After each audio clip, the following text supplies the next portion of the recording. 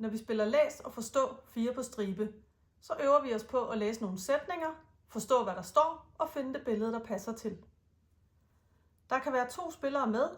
Vi skal bruge en masse brikker per person, og så skal vi bruge en terning. Hver spiller starter med at placere en brik heroppe på start. Spillepladen er bygget sådan op, at vi ude omkring har nogle sætninger, der skal læses, og vi inde i midten har de billedfelter, der skal dækkes med brikkerne. Så er vi klar til at gå i gang. Grøn starter og slår en 6'er. 1, 2, 3, 4, 5, 6.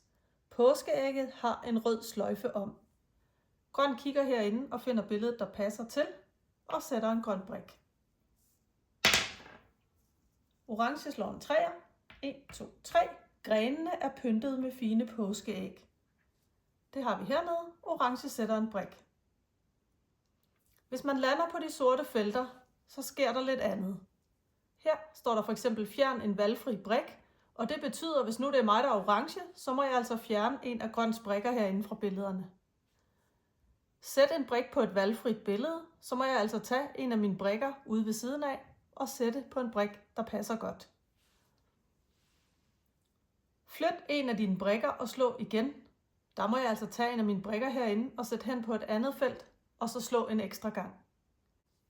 Det spillet går ud på, det er at få 4 på stribe herinde i midten først. Og det betyder, at man godt kan være lidt snu, når man kigger på, hvilken brik man må flytte af sin makkers, eller hvor man selv må sætte en valgfri brik.